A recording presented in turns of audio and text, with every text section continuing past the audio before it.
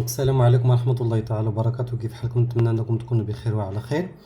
وغادي نسجلوا فيديو تصحيح ديال امتحان جهات بني ملال الخنيفرة دورة 2024، وغادي نشوفوا شنو جا في هذا الامتحان هذا وشنو هما الاسئله اللي ديجا ناقشناهم وديجا توقعنا انهم غادي يجوا في هذا الامتحان هذا على بركه الله. دونك يسمحوا باستعمال الحاسبه غير قابله للبرمجه، يعني آلة حاسبة علمية راه مسموح انك تستعملها في هذا الامتحان. التمرين الاول على 5 ديال النقاط في السؤال ديال تحقق ان، هذا السؤال خدمناه مرارا وتكرارا. حل فيه المعادله جوج اكس أس 2 زائد اكس ناقص 1 بالاعتماد على السؤال السابق. حل فيه المعادله بالاعتماد على السؤال نتيجه السؤال ب وبتغيير متغير، ثم حل في المتراجحه ثم حل في المتراجحه. مزيان. التمرين الثاني 7 ديال النقاط لتكون في الداله العدديه لمتغير الحقيقي اكس المعرفه بما يليه. في اكس كتساوي اكس زائد اكس. طلبوا منا نحدوا مجموعه التعريف، نحسبوا صوره الصفر، نحسبوا الليميتات بجوج في موال لانفيني بلس لانفيني، ثم نتحققوا ان اف بريم اكس كتساوي هذا التعبير هذا، ونبينوا ان اف بريم موجبه على المجال، ثم نعطيو جدول التغيرات. هذا التمرين على 7 ديال النقاط. ثم التمرين النمطي ديال المتتاليات على 4 النقاط، وتمرين في الاحتمالات في تقريبا 3 الاسئله. عدد السحبات الممكنه وكذلك جوج ديال الاحداث، عدد السحبات الممكنه وجوج ديال الاحداث. ان شاء الله تعالى نحاول ما امكن نشوفوا هذا التمرين هذا او هذا الامتحان هذا شحال من نقطه ممكن نخرجوا بها. اذا على بركه الله التمرين الاول.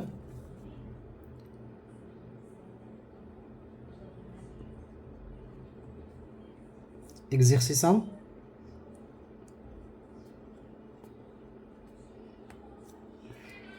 اذا بالنسبه للتمرين الاول قال لك اودي في السؤال الاول تحقق ان، يعني مجرد اننا غادي ننشروا غادي نربحوا نقطه.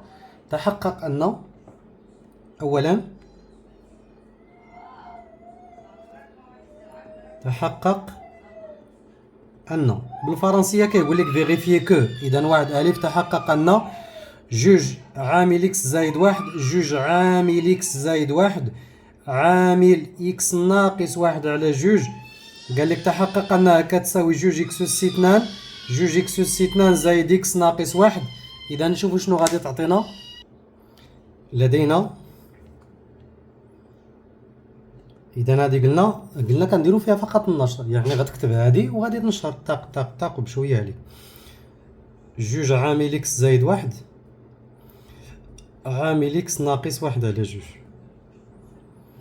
تساوي، ننشروا بعد هاد جوج. اذا غتعطيني جوج اكس جوج في واحد هي جوج، عامل اكس ناقص واحد على جوج اللي غتعطينا جوج اكس في اكس هي جوج اكس أس 2، جوج اكس في الناقص واحد على جوج هي كاع نديروها زايد جوج اكس في ناقص واحد على جوج، ثم زايد 2 في اكس، ثم زايد 2 في ناقص واحد على جوج. نديرو كاع المراحل ديال النشر. اذا غتعطينا 2 اكس كاري زايد في ناقص جوج في واحد هي جوج على جوج هي واحد اكس، زايد جوج اكس، ثم زايد في ناقص 2 في واحد 2 على 2 واحد، 2 اكس أس 2 ناقص واحد زايد جوج هي زايد واحد اكس اللي هي زايد اكس ناقص واحد. وهذا هو الجواب اللي طلبوا منا اننا نبينوه. طلبوا منا نبينوا هذا الجواب هذا.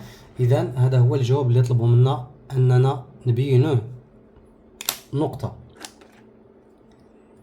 السؤال الموالي قال لك حل في المعادلة باء. حل في المعادلة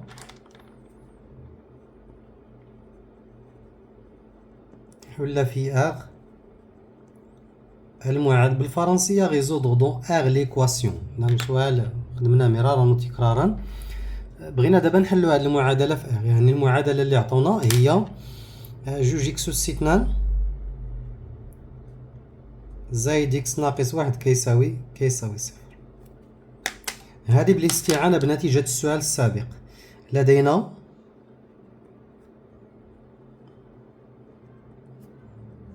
جوج اكس أس 2 راه كنكتب غير بالعربية، الا كندوز بالعربية بالفرنسية غير موالف انني كندير الروابط بلغتين.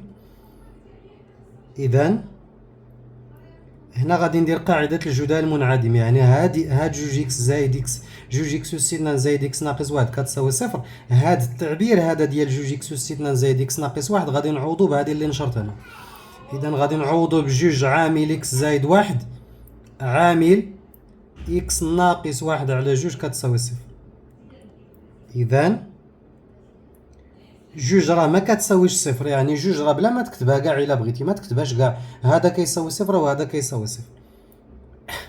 إكس زايد واحد كتساوي صفر، أو إكس ناقص واحد على جوج كتساوي صفر. إذا غتعطينا إكس كتساوي زايد واحد غتجي لهنا تولي ناقص واحد، إكس كتساوي ناقص غتولي زايد، إذا واحد على جوج. إذا هادو هما الحلول، ومن إس غتعطيني ناقص واحد وواحد على جوج، هادو هما الحلين. إذا هادي عليها كذلك نقطة كاملة. قال لك دابا في السؤال الثاني حل فيها المعادلة. السؤال الثاني قال لك حل في المعادلة. ثانيا حل فيها المعادلة جوج لين إكس أس 2، هادي فاش كنديرو تغيير متغير، زائد لين إكس كتساوي واحد. بغا غير يغلطك بهاد تساوي واحد، غدير لدينا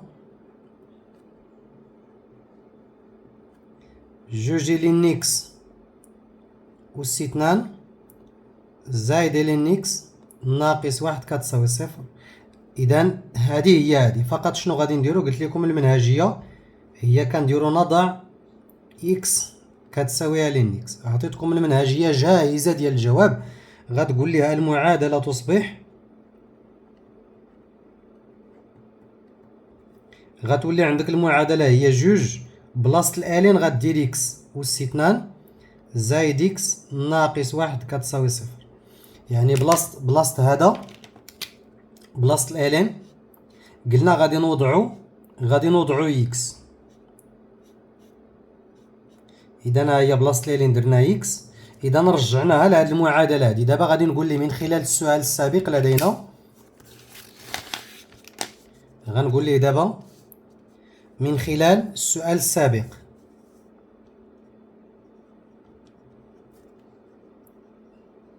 نسميوه السؤال واحد باء. لقينا حنا الحلول ديجا، لقينا إكس كتساوي ناقص واحد أو إكس كتساوي واحد على جوج، راه ديجا حلينا المعادلة. غتجي لينا غتقول لي إذا غتعوض دابا إكس بالآلين ألين بوتيت إكس كتساوي ناقص واحد أو ألين بوتيت إكس كتساوي واحد على جوج. إذا غادي ندخلو دابا الأو باش نزولو الآلين. إذا الأو ديال لالين كتساوي الأو ديال ناقص واحد أو الأو ديال لالين كتساوي الأو ديال واحد على جوج. إذا الأو ديال لالين إكس كتساوي الأو ديال ناقص واحد أو الأو ديال لالين إكس كتساوي الأو ديال واحد على جوج. إذا هنا الأو غادي يمشي مع الألين، غتبقى إكس كتساوي أو أس واحد اللي هي أو، أو إكس كتساوي ناقص واحد عفوا، أو إكس كتساوي الأو ديال أس واحد على جوج. صافي الله يجعل البركة. ومن إس غتعطينا أو أس ناقص واحد أو واحد على جوج. هذا عليه نقطة ونصف. إذا نقطة ونصف على هذا السؤال هذا واحد ونص. ندوزو دابا للسؤال الموالي ديال المتراجحة. ثلاثة عطاونا المتراجحة. السؤال الثالث، السؤال الثالث في التمرين الأول قال لك حل فيها غير المتراجحة. حل في هذه متراجحة من الدرجة الثانية تؤول زعما إلى متراجحة من الدرجة الثانية. المتراجحة جوج أو إكس جوج أو جوج إكس زايد أو إكس أصغر من واحد، اللي غادي نرجعها جوج أو جوج إكس زائد إكس ناقص واحد أصغر من الصفر. تا هي غادي ندير فيها نضع إكس كتساوي إكس. المتراجحة تصبح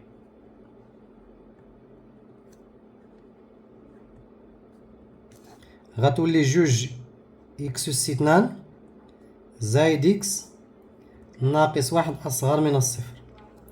ديجا عندي إكس واحد و إكس جوج من خلال السؤال واحد باء لدينا إكس كتساوي ناقص واحد أو إكس كتساوي واحد على جوج. صافي.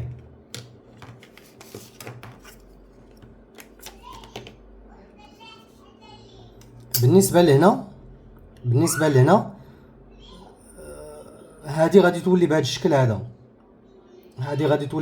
هذا، ديال جوج إكس أس 2 زائد إكس ناقص واحد أصغر من الصفر، وعندي إكس كتساوي ناقص واحد. إلا بغينا ندخلو دابا الإلين هذا راه ما كتعطينا والو، إذا هادي فقط هي اللي كتحكم لينا في الإشارة ديال هذا التعبير هذا.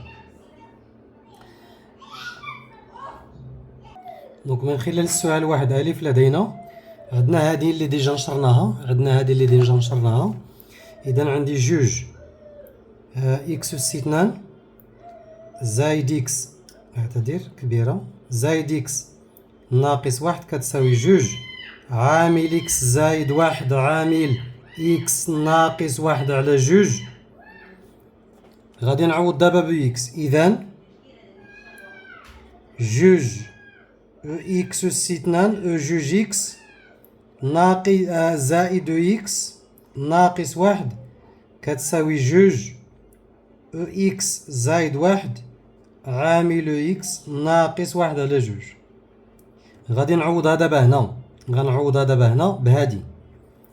إذا عوض ما غادي نكتب هادي ها هي غادي نحط بلاصتها هادي كاملة. إذا بحال غادي نحل هاد المتراجحة جوج أو إكس زائد واحد عامل أو إكس ناقص واحد على جوج أصغر من الصفر. وحنا كنعرفوا أن أو إكس زائد واحد هذا موجب، صافي، هذا كامل موجب، ما غاديش يأثر لي على الإشارة، هذا موجب، هذا عدد موجب، إتا نومبر بوزيتيف. اش غيبقى لي دابا؟ غيبقى لي أن هذا هو اللي أصغر من الصفر. إذا أو إكس ناقص واحد على جوج هي اللي سالبة، لأن اش قال لك أصغر من الصفر، يعني هذا خص يعطيني سالب، وأنا كنعرف بلي أن هذا عدد موجب، إذا هذا هو اللي سالب. إذا غتعطينا أو إكس أصغر من واحد على جوج. غادي ندخل دابا الألين. إذا غادي ندخل دابا الألين، غندخل دابا الألين هنا وغندخل الألين هنا. الألين ديال أو إكس أصغر من الألين ديال واحد على جوج. إذا غتمشي الألين مع هادي، غتبقى إكس أصغر من الألين ديال واحد على جوج، ومن مجموعة الحلول هي المجال ناقص ما لا نهاية الألين ديال واحد على جوج. صافي، هذه هي الطريقة باش حلينا هاد المتراجحة. ندوزو دابا للتمرين الثاني ديال الدالة. دونك التمرين رقم جوج الدالة، التمرين الثاني. هاد الدالة اللي عطاو ديجا خدمناها، ديجا صحيناها كاملة وخدمناها، لأن ديجا تحطات في جوج الامتحانات سابقين، وقلت لكم بلي أنها غادي تحط في جهة من الجهات. إذا هذه هي الدالة اللي تحطها أو إكس زائد إكس. غنكتبو الدالة ديالنا في الإكس، ثم غادي نجاوبو على الأسئلة تباعا. أو إكس زائد إكس. إذا السؤال الأول اللي طلبو منا، حدد دي دو اف مجموعة تعريف الدالة اف. حدد دي دو اف مجموعة تعريف الدالة f. Déterminer d de f l'ensemble de définition de la fonction f. إذا مجموعة التعريف قلنا بلي أن الإكسبونونسيال عندها واحد الصيغة باش كتكتب مجموعة التعريف. لدينا إكس أو إكس، هذه دالة معرفة على اغ ولا على ناقص ما لا نهاية زايد ما لا نهاية اللي عجبك، على اغ. و إكس هذه دالة معرفة، دالة معرفة على فونكسيون ديفينيسيون. الا درتي ناقص ما لا نهايه زايد ما لا نهايه راه بحال بحال. اذا كتقول لي اذا دي دو اف كتساوي ار اللي هي ناقص ما لا نهايه زايد ما لا نهايه. اللي درتي سوا درتي هذا ولا هذا راه بحال بحال، هذا ولا هذا راه بحال بحال. هذا عليه نقطة مجانية ديجا وريتكم كيفاش تجاوبوا عليها. إذا هذا عليه نقطة. ندوزو دابا للثاني، هذا عليه نقطة. ندوزو للسؤال الموالي. السؤال الموالي قال لك احسب اف لي صفر. السؤال الثاني حتى هو عليه نقطة، قال لك احسب اف لي صفر. كالكولي اف زيرو واحسب اف لي صفر. اف لي صفر غادي تعطينا لدينا، قلنا فقط شنو كنديرو، كنعوضو اكس بداك العدد. لدينا اف لي اكس كتساوي او اكس زائد اكس. اذا اف لي صفر، اذا اف لي صفر غتعطينا شحال؟ غادي نعوضو اش؟ غادي نعوضو اكس بصفر ياك، هادشي اللي اتفقنا عليه. شنو غادي تعطينا؟ غتعطينا او ديال اش؟ او ديال صفر، ايوا، زائد شنو؟ صفر. علاش؟ لان عندي اكس واكس يعوض بالصفر. اذا غتعطينا صفر زائد صفر، واتفقنا جميعا ان اي عدد الصفر غيعطينا واحد. واحد زائد صفر اذا غتعطينا واحد. مجرد جوج ديال السطور انت ربحتي نقطة كاملة. ندوزو دابا للسؤال الموالي، نحسبوا لا ليميت. نحسبوا لا ليميت. قال لك اسيدي في السؤال 3 وحسب، قال لك حسب ليا ليميت اكس يؤول الى ناقص ما لا نهاية اف لي اكس. غتعطينا شحال؟ غتعطينا ليميت اكس يؤول الى ناقص ما لا نهاية، ليميت اكس يؤول الى ناقص ما لا نهاية اف لي اكس كتساوي ليميت اكس يؤول الى ناقص ما لا نهاية. غادي نعوضو اف اكس بالتعبير ديالها اللي هي او اكس زائد اكس، ثم غادي نكتبوا الجواب ديالنا اللي غادي يكون هو ناقص ما لا نهايه. علاش استاذ ناقص ما لا نهايه؟ انا غادي نقول لك التفاصيل الممله، لان ضروري انك تكتب هذا التعليل، لان الا كان اكس غادي لناقص ما لا نهايه وعندي او اكس، راه او اكس كتكون غادا للصفر، وهذا الشيء اتفقنا عليه. ايوا زيد استاذ وشنو اخر؟ وعندي الليميت في ناقص ما لا نهايه، او اكس يؤول الى ناقص ما لا نهايه ديال اكس. هذا قلنا كيساوي ناقص ما لا نهايه، كيساوي ناقص ما لا نهايه. وانت جاوبتي ربحتي نقطه اخرى. دابا السؤال الرابع حتى هو فيه نقيطه زوينه. وحسب ليميت ليميت اكس يؤول الى زائد ما لا نهايه ديال اف لي اكس. وحسب ليميت اكس يؤول الى زائد ما لا نهايه ديال اف لي اكس. اذا غادي ندير ليميت اكس يؤول الى زائد ما لا نهايه، يؤول الى زائد ما لا نهايه ديال اف لي اكس. دابا غادي نعوض ليميت، غنحسب وغنعوض اف لي اكس، غنحط النتيجه وغادي نجيستيفي لا ريبونس ديالي. غتعطينا زائد ما لا نهايه. علاش استاذ زائد ما لا نهايه؟ ها هو التعليل، لان اش؟ شوف ثاني درت كا البليه. لان الليميت اكس يؤول، موالف نكتب بالعربيه والفرنسيه، او اكس هذه اتفقنا عليها جميع كتعطينا بلوس لانفيني. و استاذ شفت شويه غندير ايه؟ ليميت اكس يؤول الى زائد ما لا نهايه ديال اكس، هذا استاذ شحال؟ حتى هي بلوس لانفيني. اذا غتكون عندك بلوس لانفيني هي بلوس لانفيني، وانت ربحتي نقطه اخرى في هذا الامتحان هذا وفي هذا التمرين هذا. ندوزو دابا للمشتقه اللي هي مشتقه بسيطه جدا، وهنيئا للناس ديال هذه الجهه بهذه المشتقه وهذا التمرين هذا اللي هو تمرين اقل ما يمكن عنه انه تمرين بسيط جدا. تحقق ان بعد ضمن 7 النقط ديالك اف بريم لي اكس كتساوي او اكس زائد واحد. صافي، دونك نتحققوا ان اف بريم لي اكس كتساوي هذه. اف بريم لي اكس هي بسيطه جدا لان الداله اصلا كلها بسيطه. ها انت جوج سطور، ها انت غتربح نقيطه. قلنا اف بريم لي اكس كتساوي او اكس زائد واحد مشتقه، او اكس عفوا زائد اكس مشتقه، الداله اللي عندك ماشي هذه. اذا غتعطينا او اكس مشتقه زائد المشتقه ديال اكس. المشتقه ديال او اكس هي نفسها، المشتقه ديال اكس هي واحد. صافي، انت ساليتي الجواب ديالك وربحتي نقيطه. شوف ثاني، ضروري غنكتب بالعربيه والفرنسيه البليه. اف بريم ليكس كتساوي يو اكس زائد واحد. اذا هذه عليها نقطه. دابا غادي نبينوا ان اف بريم موجبه، وهذا السؤال حتى هو بسيط جدا. لنبين ان اف بريم موجبه، لنبين ان اف بريم موجبه على ار، موجبه على ار. لدينا، يكفي فقط انك تقول لي لدينا اف بريم لي اكس كتساوي او اكس زائد واحد، وكلنا كنعرفو وديجا قلت لكم لدينا او اكس دائما اكبر قطعا من الصفر. ايوا زيدو استاذ، اذا او اكس زائد واحد اكيد غتكون اكبر قطعا من الصفر، اذا اف بريم لاكس غتكون اكبر قطعا من الصفر، ومن اف بريم موجبة على ار. صافي مزيان. جدول التغيرات، هذا الجدول علمتكم ترسموه حتى هو فيه واحد النقيطه زوينه، جدول التغيرات، جدول تغيرات الداله اف، جدول تغيرات الداله اف. اذا غادي نديرو الجدول ديالنا اللي موالفين اصلا كنرسموه، واللي فيه جوج ديال الخانات، اف ديال اكس. صافي دونك كدير بحال هكا، وكدير اف ديال اكس كدير هكا جوج ديال الخانات.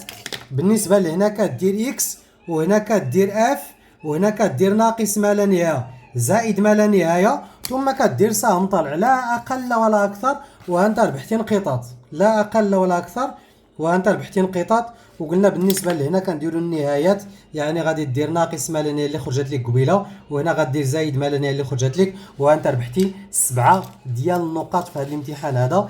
اذا هذه نقطه، جوج، 3، 4، 5، 6، 7. الا ربحتي غير نقطه اخرى هنا مثلا هذه وشويه هنا مثلا 1 صفر ونص هنا، اذا شحال جمعتي 1 7 8 ونص لحد الساعه، باقي عندك 8 المتتاليات اللي هو عادي اللي فيه 4 النقاط، يعني قادر انك تجيب المعدل ديالك غير الا ما بغيتي فقط. اذا ندوزو دابا للتتمه او التمرين رقم 3. دونك التمرين الثالث، التمرين رقم 3 في هذه الجهه هذه، هو من التمارين النمطيه اللي خدمناه مرارا وتكرارا، وقلت لكم بلي ان هذا النمط كيتحط في جميع جهات المملكه وكيتحط بوتيره كبيره. اذا هنا عطاونا واحد المتتاليه اللي هي متتاليه معرفه بالصيغه الترجعيه، يو ان زائد واحد، يو ان زائد واحد كتساوي 1 على 2 يو ان، 1 على 2 يو ان ناقص 5، وعطاونا يو صفر كتساوي 6. طلبوا منا نحسبوا اي واحد و يو 2. اذا نحسبوا اي واحد و يو 2. دونك اي واحد قال لك احسب اي واحد و يو 2. اولا لنحسب اي واحد و يو 2. بالنسبه لاي واحد كتساوي 1 على 2 يو صفر ناقص 5، اذا غتعطيني 1 على 2 مضروبه يو صفر اللي هي 6، ها هي راه عطوها لك الفوق، ناقص 5، اذا غتعطيني 6 مقسومه على 2 اللي هي 3 ناقص 5 اللي هي ناقص 2. راه يسمح باستعمال الآلة الحاسبة. يو 2 كتساوي 1 على 2 يو 1 ناقص 5، اذا غتعطيني 1 على 2 يو 1 اللي هي ناقص 2 ناقص 5. اذا هنا مجرد انك تختزل غتمشي 2 مع 2 غتبقى لك ناقص 1 ناقص 5 اللي هي ناقص 6، وانت ربحتي نقطة أخرى إضافية. السؤال الثاني، هنا عطانا واحد المتتالية، قال لك نضع هذا ليس سؤال، نضع فان كتساوي يو ان زائد 10. غادي يقول لك بين أن فان متتالية هندسية، بين أن فان متتالية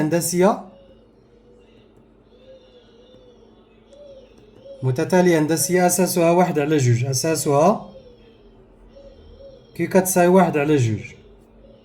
صافي. المنهجية عطيتها لكم، عطيتكم النمط باش كنتمو غاديين في هذا النوع ديال التمارين. فين كتساوي يو ان زائد 10، غادي نديرو دابا يو ان زائد 1. قلت لكم غادي نديرو يو ان زائد 1، إذا في ان زائد 1 فقط غادي تعوض ان بان زائد 1 كتساوي يو ان زائد 1 زائد 10، ثم غادي تعوض يو ان زائد 1 بالتعبير ديالها، غتعوض يو ان زائد 1 بالتعبير ديالها اللي هو 1 على يو ان ناقص 5، 1 على 2 يو ان ناقص 5 زائد 10، ياك زائد 10.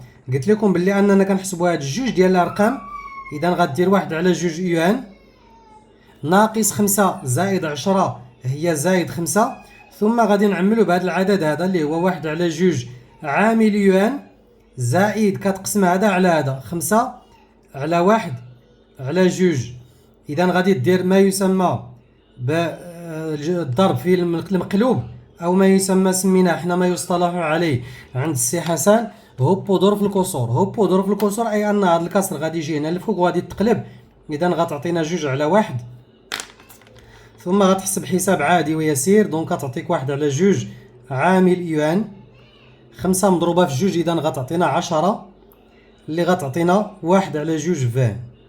هاد النمط خدمناه بزاف. اذا فان متتاليه هندسيه، اذا فان متتاليه هندسيه اساسها كيو كيساوي 1/2. هادشي اللي عندنا في المتتاليه الهندسيه عليها نقطه ونصف، ولكن خصنا نحسبوه في في صفر. اذا هنا غادي نحسبوه في في صفر، راه طلبوه لينا، هو قال لك حسب ليا في في صفر، بين انه كيساوي 16. نحسبوه في في صفر، لنحسب في صفر لدينا حنا عندنا فان هي يو ان زائد 10. اذا في صفر كتساوي يو صفر زائد 10، اذا غتعطينا 6 زائد 10 كتساوي 16. صافي، هذا هو الجواب ديالها. قال لك دابا حدد فين بدلالة، هذه عليها نقطة، عليها نقطة. حدد فين بدلالة ان باء، حدد فان بدلالة ان، حدد فان بدلالة ان. فان بدلالة ان غتقول ليه لدينا فان كتساوي في بي مضروبة في كيو اس ان ناقص بي. اذا فان كتساوي في صفر مضروبة في كيو اس ان ناقص صفر. غادي نعوضو دابا كل حاجة بالقيمة ديالها. غادي نعوضو في صفر بداكشي اللي خرج ليها اللي هي 16، وغادي نعوض الاساس المتتالية اللي هو 1/2 اس ان. هادشي اللي قالوا لينا. فوالا. ثم قال لك تحقق من ان يو ان كتساوي، قال لك تحقق من ان يو ان كتساوي. هذا التعبير هذا فقط مجرد علاقة بسيطة وحنا غادي نجاوبو. اذا هنا وصلنا للجيم، هذا ربحتي عليه نقطة. قال لك اسيدي تحقق من ان، تحقق او نكتبو حنا لنتحقق ان يو ان كتساوي ناقص 10 زائد 16 في 1/2 اس ان. مازال ما وصلت 30 دقيقة. لدينا، وبلا ما تقول راه انت استاذ، راه انت قادر انك تجاوب على هذا الشيء هذا، خصوصا كنهضر على الناس اللي غادي يوجدوا العام الجاي او اللي عندهم الاستدراكيه. عندي فين كتساوي يو ان زائد 10، قلنا كنجيبوا هذا لهاد الجي يو ان زائد 10 كتساوي فان. اذا يو ان كتساوي فان، ثم غادي يجي لهذا لهنا ناقص 10، ثم غادي نعوض فقط. اذا يو ان فان اللي هي لقيناها في السؤال السابق 16 مضروبة في 1/2 أس ان ناقص 10، ثم غتكتبها بالصيغة اللي بغاو هما، فقط غادي تقلب الترتيب. ومن يو ان كتساوي ناقص 10 زائد 16 في 1/2 أس ان. هذا هو الجواب ديالها. اعتذر بعض المرات ما كنشوفش بلي راه وصلت للفان ديال الورقه، اذا كنكون منسجم مع الكتابه. اذا هاد الفان اللي ديجا عندي هنا كتجيبها وكتعوضها هنا، وانت ساليتي الجواب ديالك وربحتي نص نقطه اللي على هذا السؤال هذا. ندوزو دابا للتمرين الاخير، التمرين 4 هو التمرين ديال الاحتمالات. بالنسبه للتمرين الرابع هو تمرين بسيط. التمرين الرابع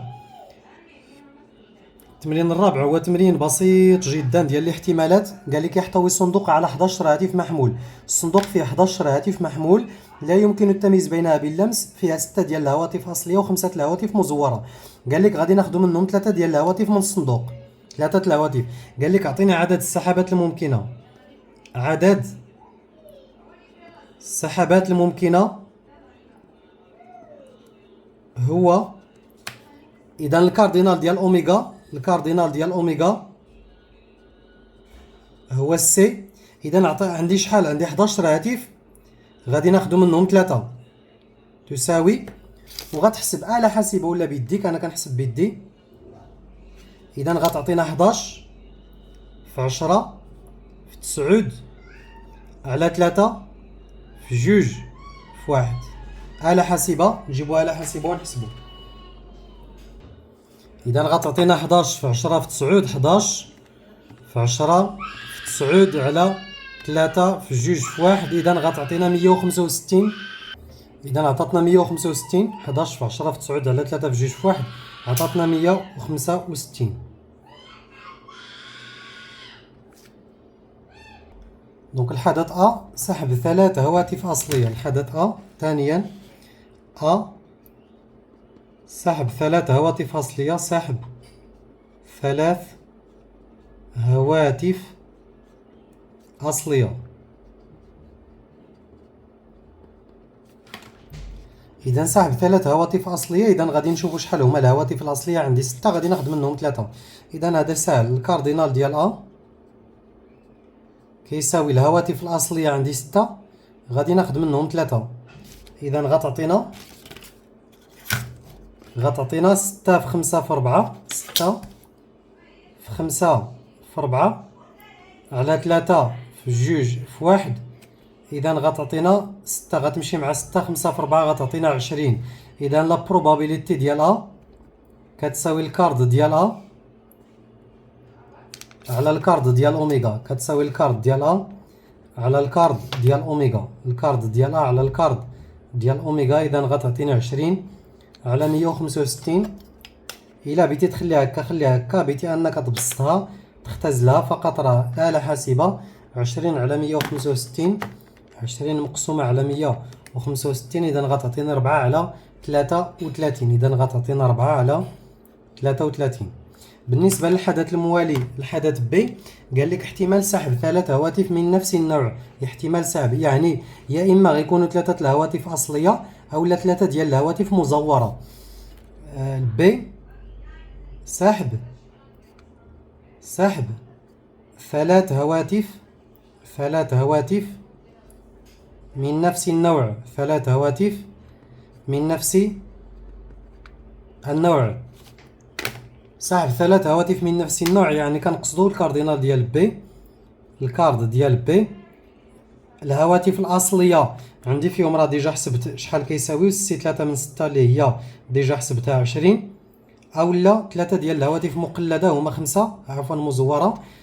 بالنسبة لهذا راه حسبتيه ديجا. سي 3 من 6 هي 20. سي 3 من 5 نحسبوها لا إشكال فيها. مسألة بسيطة جدا وأنت ساليتي. إذا 5 في 4 في 3 على 3 في جوج في واحد. إذا غتعطينا 20. 5 في 4 20. 3 غتمشي مع 3. 20 مقسومة على جوج 10. إذا غتعطينا 30. إذا البروبابيليتي ديال بي أو الاحتمال ديال الحدث بي هو الكاردينال ديال بي على الكاردينال ديال أوميغا على الكاردينال ديال أوميغا على الكارد ديال أوميغا. إذا كتساوي 30 مقسومة على 165. حتى هي إلا بغيتي تختزلها راه كتختزل. 30 على 165 غتعطينا جوج على 11. جوج على 11. إذا هذا هو التمرين ديال جهة بن ملة الخنيفرة. هذا ما جاد به القلم في هذا اللايف هذا وفي عفوا في هذا ديما موالف اللايفات في هذا الفيديو هذا. طلعوا لي في رزقكم. السلام عليكم ورحمة الله تعالى وبركاته. نمر إلى الامتحان الموالي.